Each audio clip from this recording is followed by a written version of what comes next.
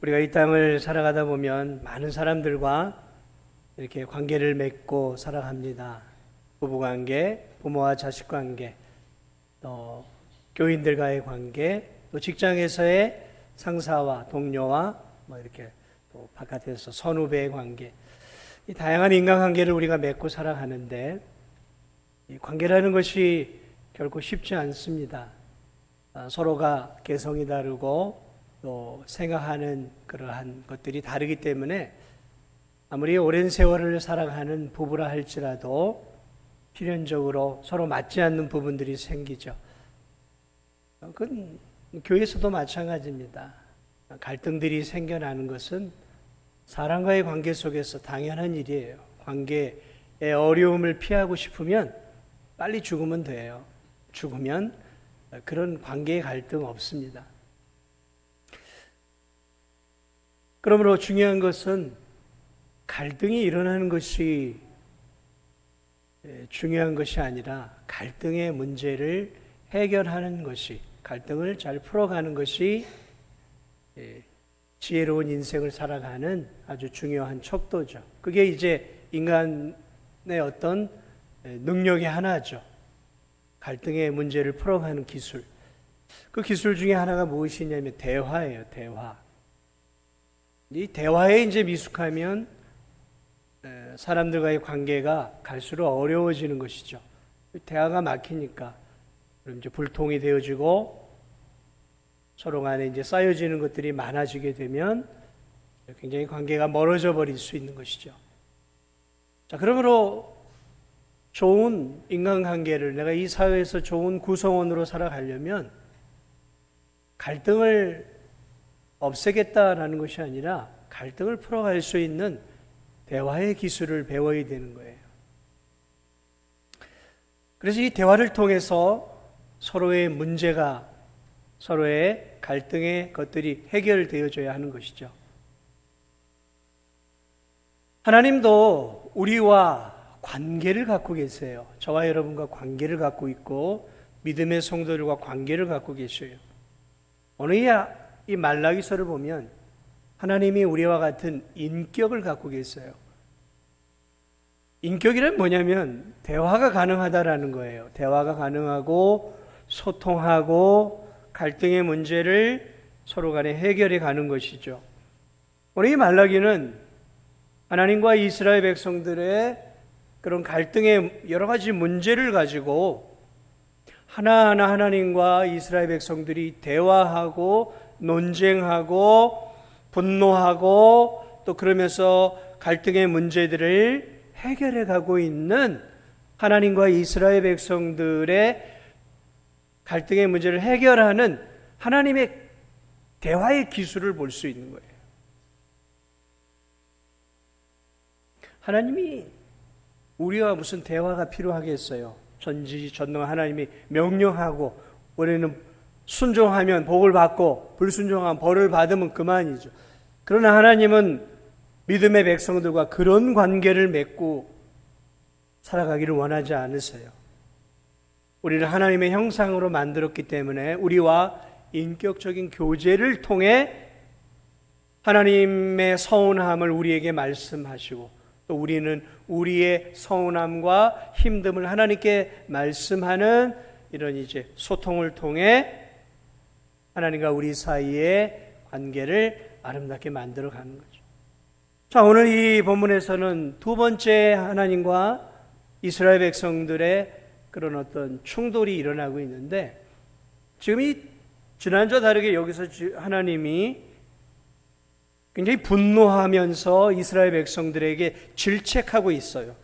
하나님이 굉장히 화가 나셨어요.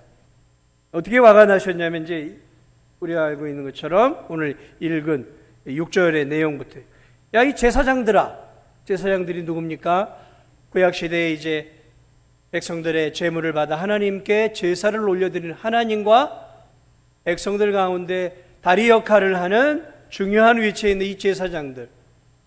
근데 이 제사장들을 향해서 하나님 화가 났어요. 야, 이 제사장들아, 아들이 아버지를 당연히 공경해야 하고 종이 상전을 당연히 공경해야 되는데 너희들은 아버지인 나를 너무나 무시하고 있구나.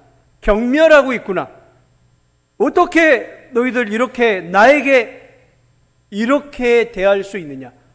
아버지이고 주인과 같은 나에게 너희들 어떻게 나를 이렇게 무시하느냐 하고 하나님이 분노와 서운함의 감정을 담아서 이스라엘 백성들과 제사장에게 쏟아내고 있어요.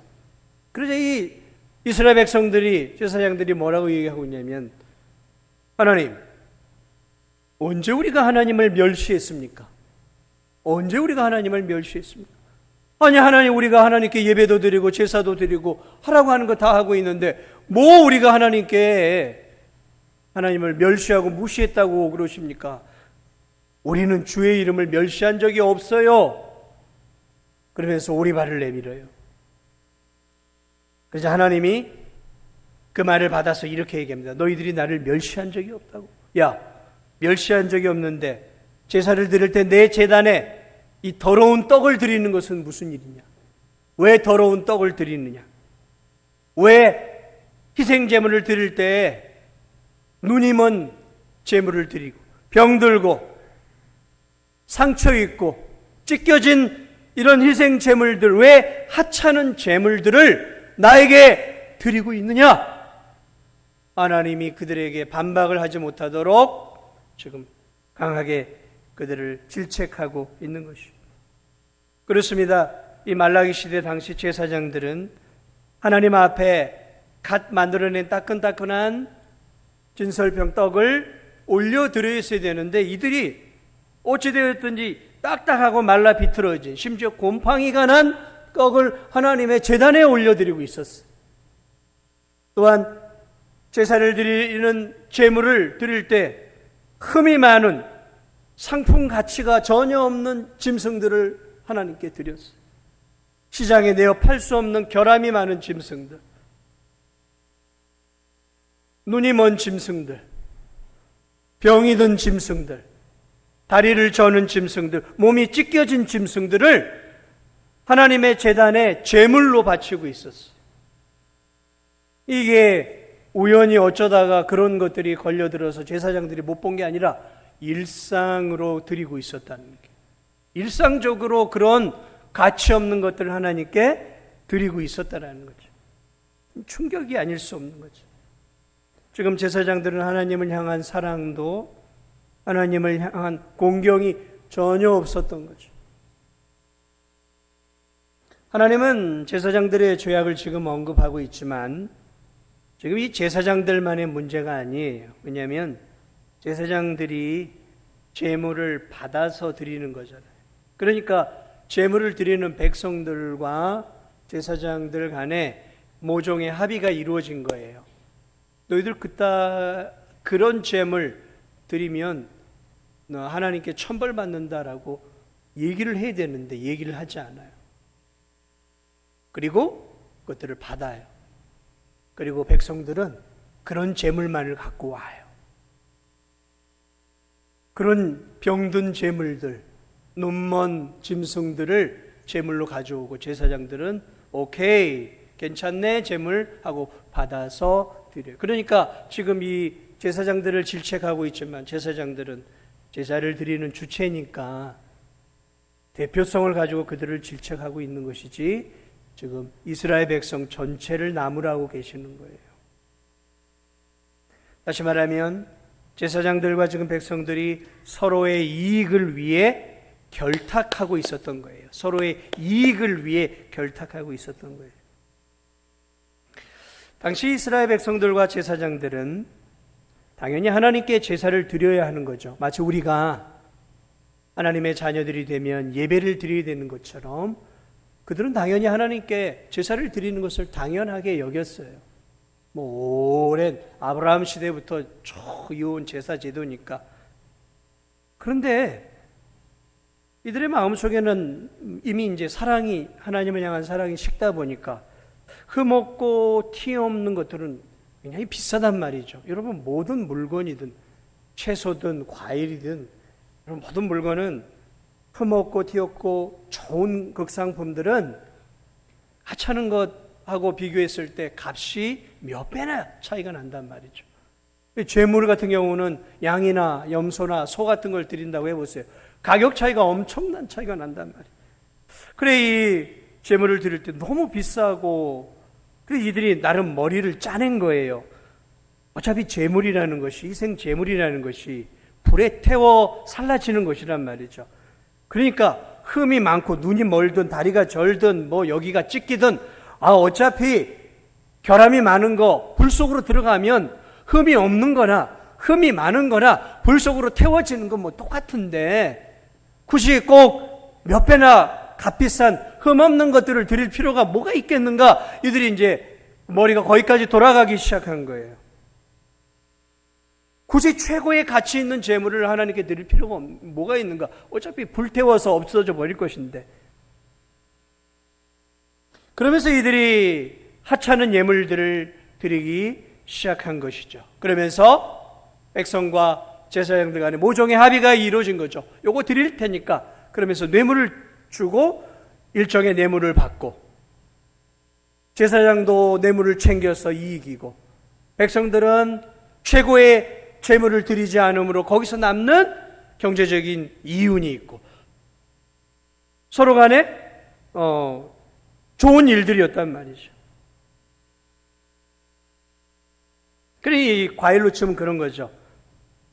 하나님 앞에 드려야 될 것은 원래 백화점으로 들어가야 할 싱싱하고 크고 먹음직스러운 극상품 과일을 하나님께 이제 드려야 되는 거 아니겠습니까? 그런데 시장에서 떨이로 파는 만원어치 사면 떨이로 그냥 주는 벌레 먹고 상하고 뭉개져 찌그러진 것들 있잖아요. 만원어치 사면은 덤으로 주는 그런 것들을 하나님께 드린 거예요. 하나님께. 여러분 제사장들이 하나님께 드릴 짐승은 흠이 없고 티가 없는 것들을 결함이 없는 짐승을 드려야 하는 것을 제사장들이 모르겠습니까? 여러분 그들은 그것을 잘 교육받았던 사람이에요.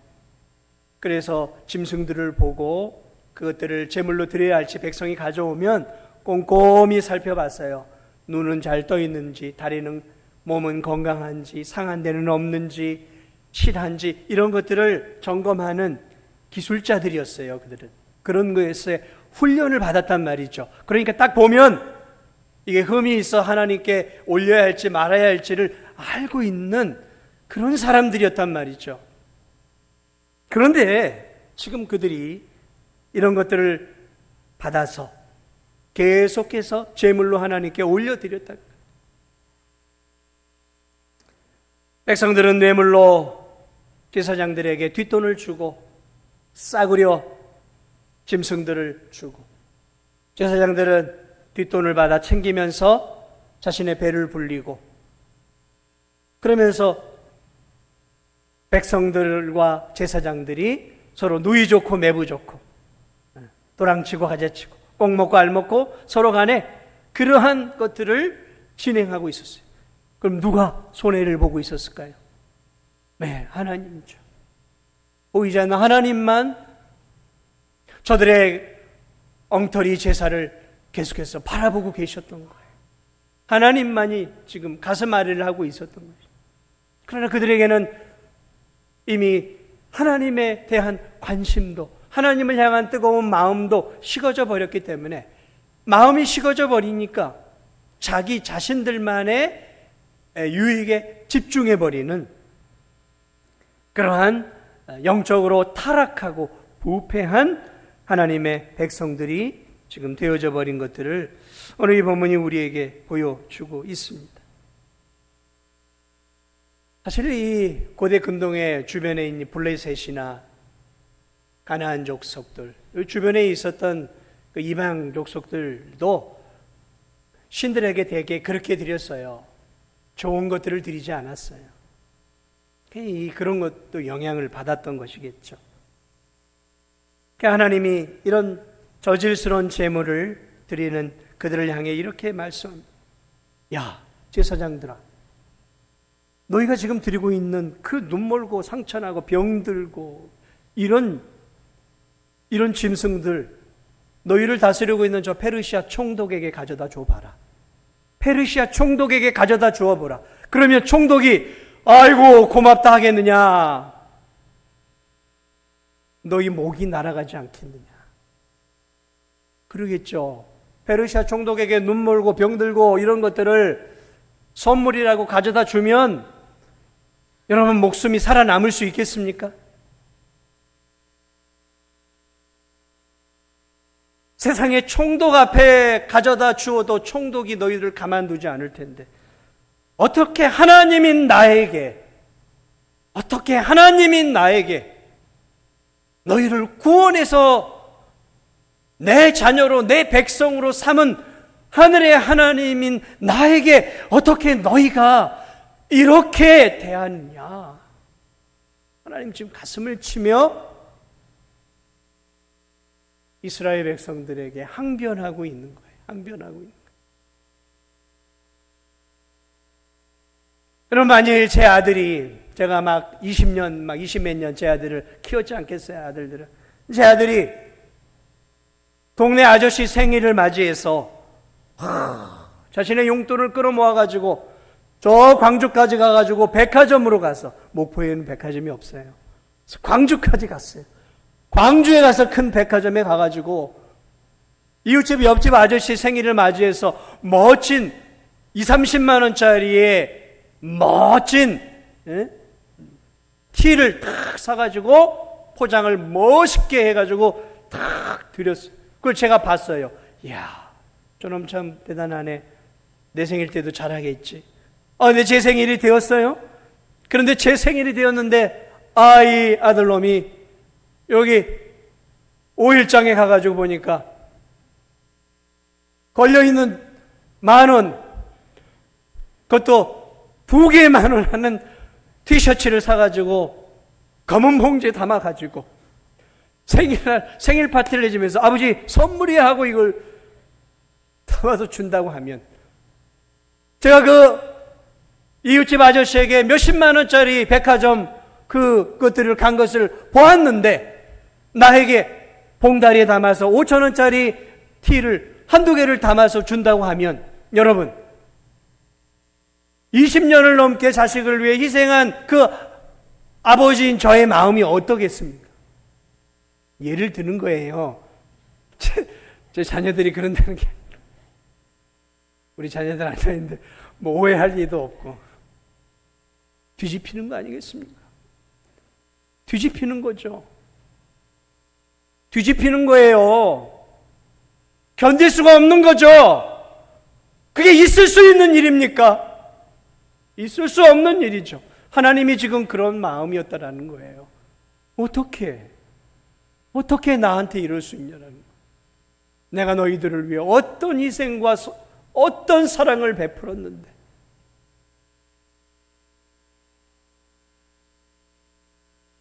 지금 하나님의 분노의 감정은 정당한 감정이에요. 정당한 분노예요, 이건.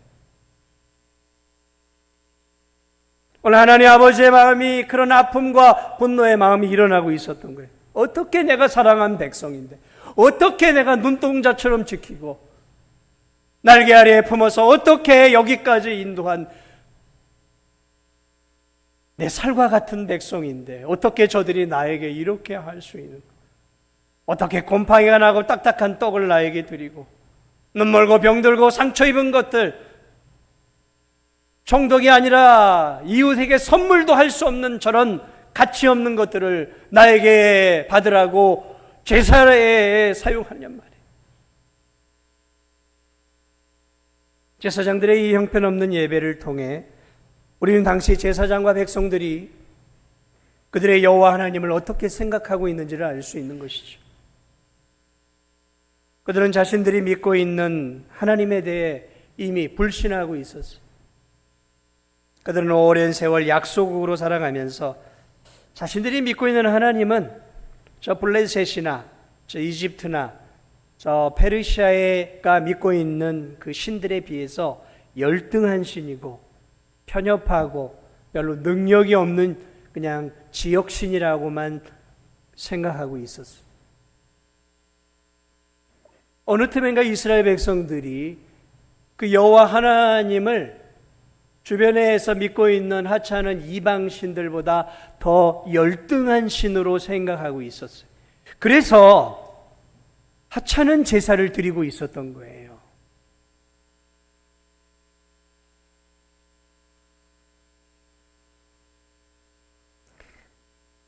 말라기의 가장 큰 문제는 제가 지난 시간에도 얘기했지만 하나님에 대한 사랑이 식어버린 이스라엘 백성들이라고 그랬어요. 하나님에 대한 사랑이 식어져 버렸어요. 그러자 그들이 지금 변질되어 버린 게 뭐가 있냐면 제사가 변질되어 버렸어요. 제사는 오늘날로 말하면 예배입니다. 예배. 하나님을 향한 사랑의 마음이 식어졌지만 그럼에도 그들은 습관을 따라 오랜 세월을 통해 하나님께 제사를 드렸어요. 그러므로 그 제사는 굉장히 형식적이 되어질 수밖에 없는 거죠. 이스라엘 백성들은 자신들이 믿는 하나님을 불신하고 있었지만 하나님을 버릴 용기는 없었어요. 그래도 자신들이 하나님이라고 생각했어요. 그래서 그 하나님을 버리지 못했어요.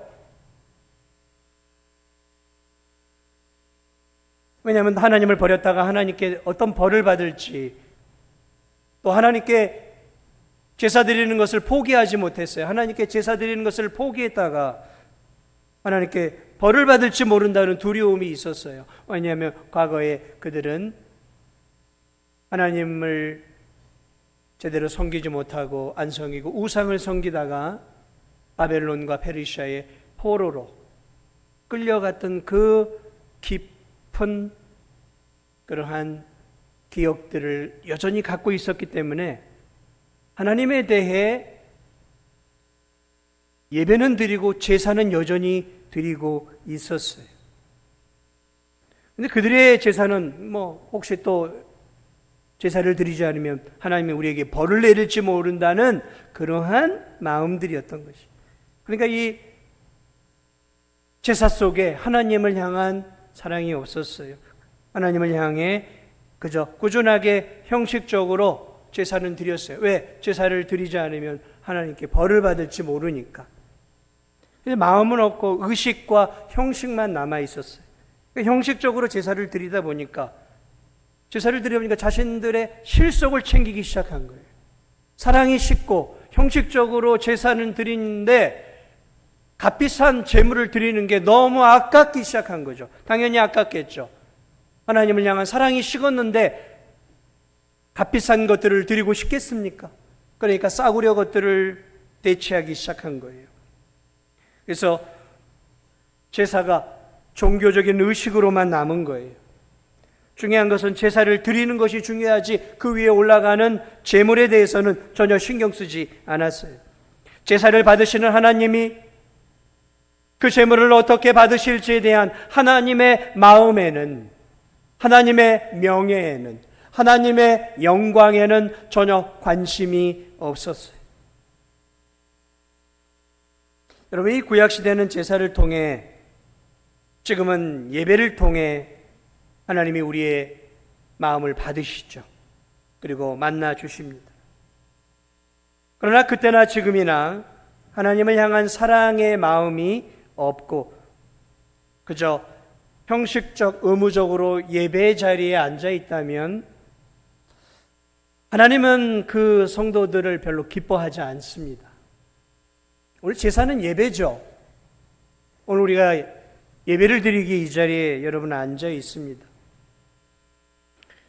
어떤 마음으로 여기에 오셨는지 모르겠어요. 어떤 마음으로. 오늘 주일 예배 안 드렸다가는 집에 가는 길에 번개가 찌르르 쳐서 내가 어려움을 당할지 모른다는 그런 두려움이 있을지도 모르겠죠. 그런 마음을 가지고 있다면 이미 그런 마음은 하나님을 향한 사랑이 없는 거예요. 예배는 드려야 되고 그 형식적으로 와서 앉아 있어요. 예배는 드리면 되지 굳이 내가 마음을 다하고 힘을 다하고 정성을 다할 필요가 뭐가 있어. 여러분, 마음이 없는 예배 하나님이 알까요, 모를까요? 여러분이 드리는, 우리가 드리는 예배 가운데 지금 어떤 마음으로 이 예배의 자리에 나와 있는지 하나님이 알까요, 모를까요? 알까요? 네, 아세요. 알고 계세요. 여러분이 어떤 자세로 이 자리에 앉아 있는지. 빨리 예배 끝나고 빨리 내 할 일 해야지. 한 시간 드리고 가야지. 예배가 중심이 아니라 예배가 끝나고 난 뒤에 주일의 삶이 더 중요한 분들도 있을 수 있겠죠. 주님이 다 아시겠죠. 예배가 통과 의례구나. 주일을 자신이 원하는 대로 살기 위해 일단 나에게 도장 찍으러 왔구나. 주님이 그렇게 생각할 수 있다라는 것이죠. 그런 예배 하나님 받지 않으세요. 오늘 이 제사 하나님 받지 않으셨어요.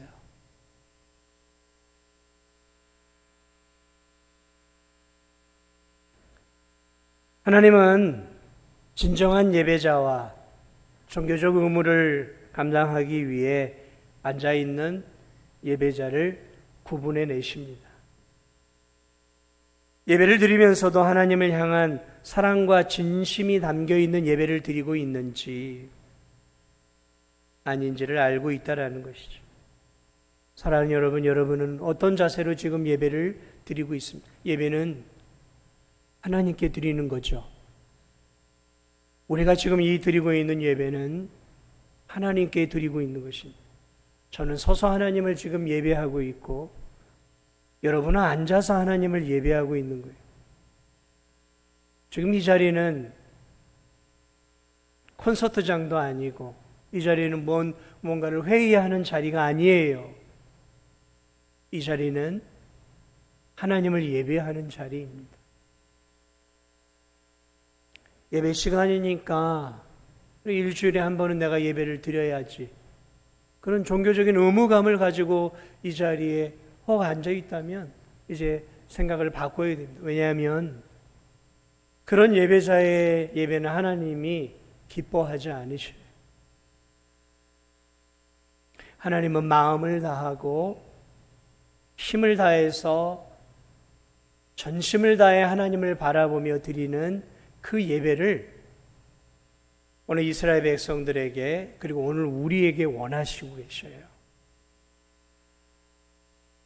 우리가 세상에 어떤 일들을 할 때는 마음을 쏟고 애정을 쏟고 시간을 쏟고 다 쏟으면서 기뻐하며 하는데 교회 와가지고 예배를 드릴 때는 영혼 없는 사람처럼 멍하니 앉아서 찬양을 드릴 때도 기도할 때도 설교를 들을 때도 듣는 둥 마는 둥 하나님께 드리는 것인지 아닌지 그냥 형식적인 자리를 채우고 간다면 여러분 예배는 저에게 하는 게 아니잖아요. 여러분 누구에게 인증을 받으러 온 거 아니잖아요. 예배는 하나님께 드리는 거잖아요. 하나님을 의식해야 돼요. 하나님을 의식해야 돼요. 지금 여러분 하나님은 우리의 예배를 지금 보고 계시고 받고 계셔요. 여러분 한 분 한 분의 그 마음을 통찰하고 계신다는 거죠. 사랑이 식어버리니까 이 이스라엘 백성들의 마음속에 하나님을 향한 예배가 변질이 되어져 버렸고 변질된 예배 속에서 그들은 하나님을 향한 두려움이 사라져 버렸어요. 여러분 하나님을 향한 경외와 두려움이 사라지면 이젠 막 나가는 성도가 되는 거예요. 그런 성도는 어떻게 하나님 앞에 곰팡이 나고 딱딱한 떡을 올려드릴 수 있냐면 그 시대에는 상상할 수 없는 일이었어요. 어떻게 눈먼 병든 재물을 하나님께 드리냔 말이죠. 이웃집에게 뭔가를 선물할 때에도 할 수 있으면 좋은 것들을 주지 않겠습니까? 그런데 상품 가치가 없어서 자기 집에서나 잡아먹어야 될 그런 짐승들을 썩은 과일 같은 것들을 이웃집에게 잡수쇼 누가 좋아하겠어요? 누가 좋아하겠어요? 그런데 하나님께 그런 것들을 드리고 있었다는 거죠. 하나님에 대한 두려움이 사라졌어요. 여러분 하나님에 대한 경외함이 사라져버리면 그 성도 굉장히 위험해진 성도가 되어지는 거예요. 막 나가는 성도가 되어질 수 있는 거예요. 하나님에 대한 경외함이 사라지니까 이젠 하나님이 있는지 없는지도 상관이 없는 거예요. 막 막가파식으로 지금 막 제사를 드리고 있는 거예요. 제사를. 하나님은 이스라엘 백성들에게 어떻게 제사를 드려야 하는지 꼼꼼하게 레위기를 통해 알려주셨어요. 신명기를 통해 알려주셨어요. 내가 원하는 제사, 내가 받는 예배는 이렇게 드려야 하는 거야. 그러면서 하나님은 제사의 방식과 제사의 방법과 드려야 할 제물과 드려야 할 격식을 꼼꼼하게 알려주셨단 말이죠. 하나님이 받으셔야 되니까 하나님이 원하는 방식을 율법을 통해 가르쳐 주셨어요. 그런데 그것을 무시해 버렸어요. 사랑하는 여러분, 오늘 한국교회 성도들이 하나님을 향한 사랑이 식어져 가고 있어요. 하나님에 대한 예배가 형식적이 되어져 가고 있어요. 형식적이 되어져 가고 있어요. 하나님에 대한 경외함으로 예배를 드리지 않아요. 콘서트장에 앉아 있는 것처럼 앉아 예배를 드리는 사람들도 있어요.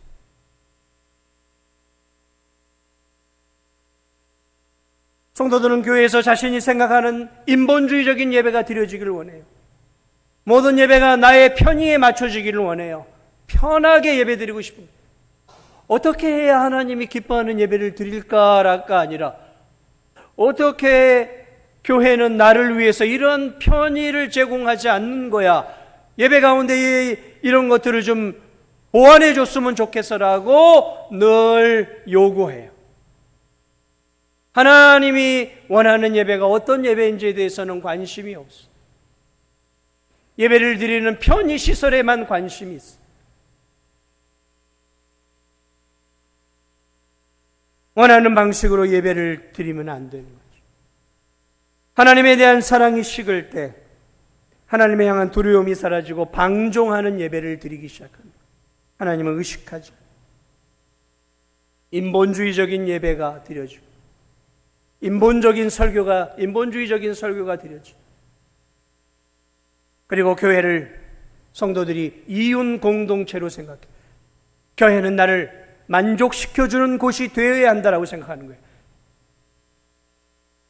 예배도 나를 만족시키는 예배가 되어야 된다는 거예요. 예배의 주체가 바뀌어져 버리기 시작합니다.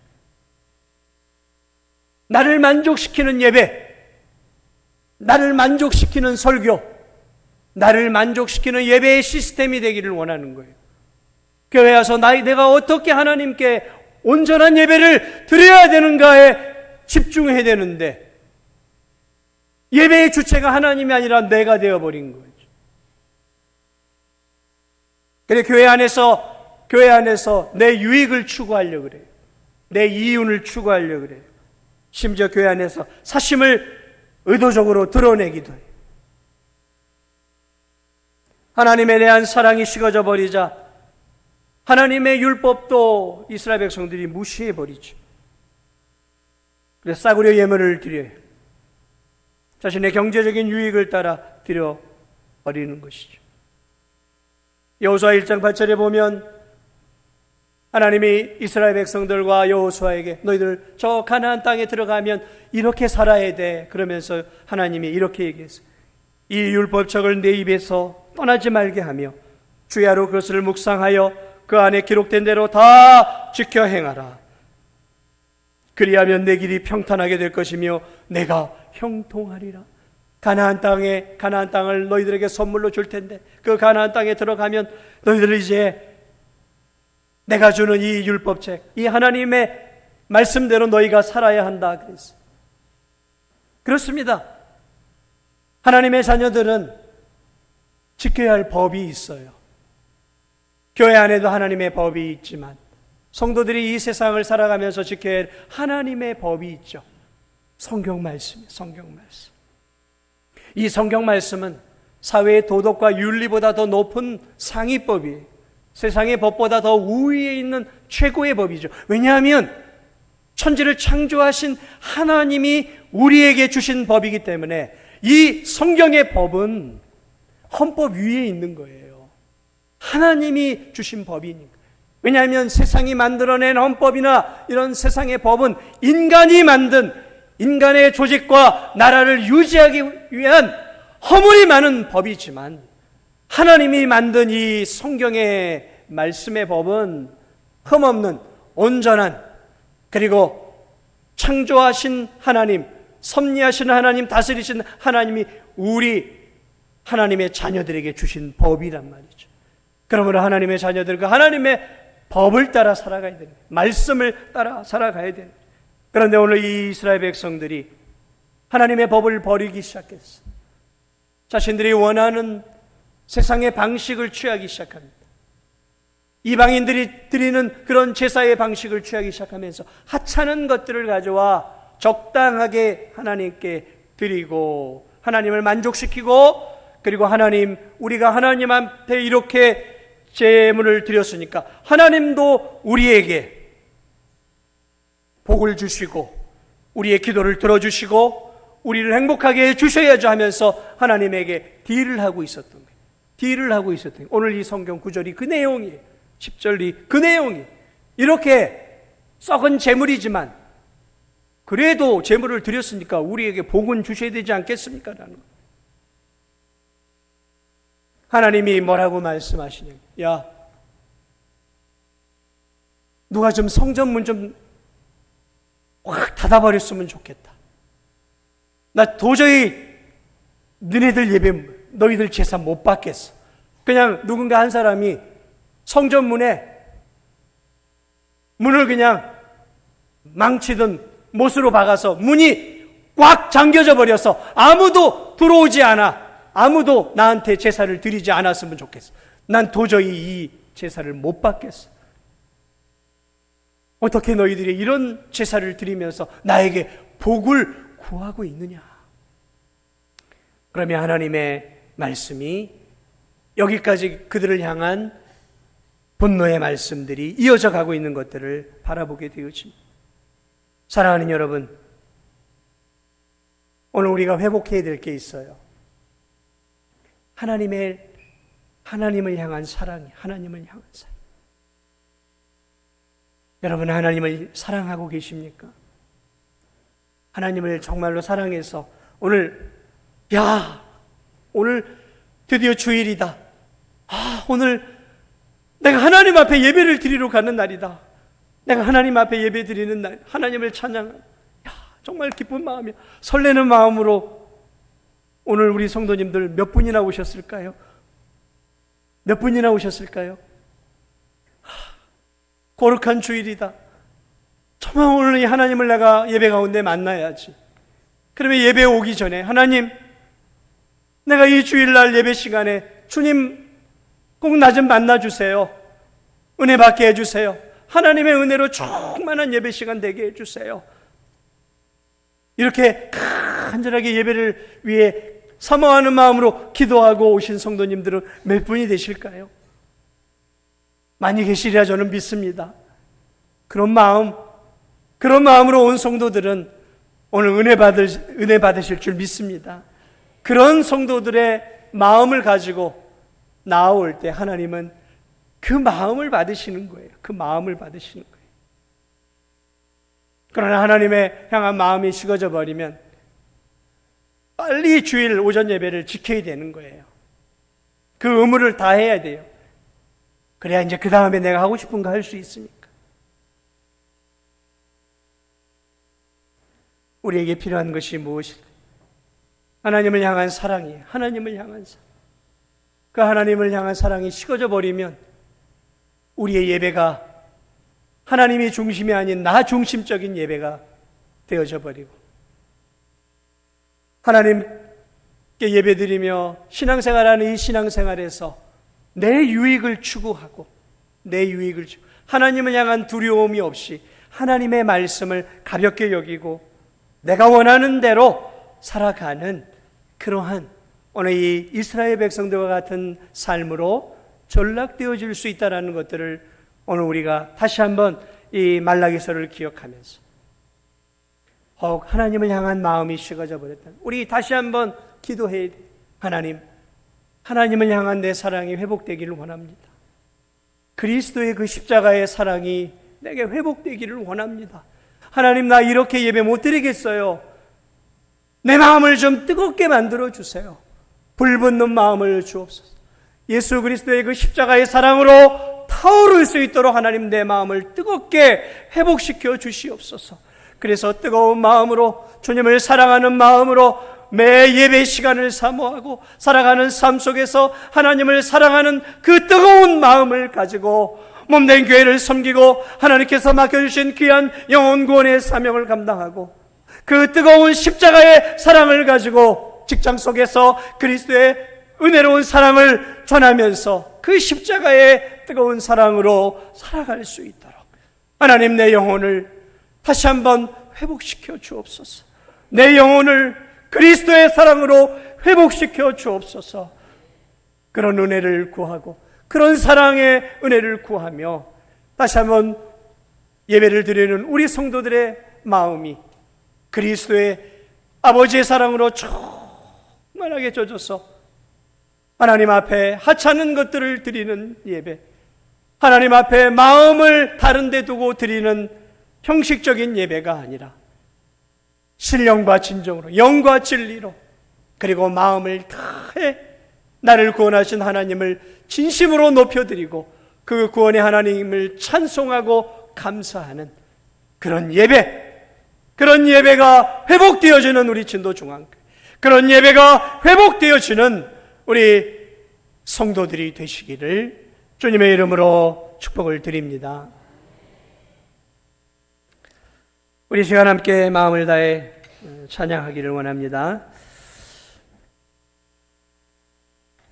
주님의 그 사랑을 다시 한번 깨달으며 우리가 이 찬양, 때를 얻든지 못 얻든지 찬양하기를 원합니다.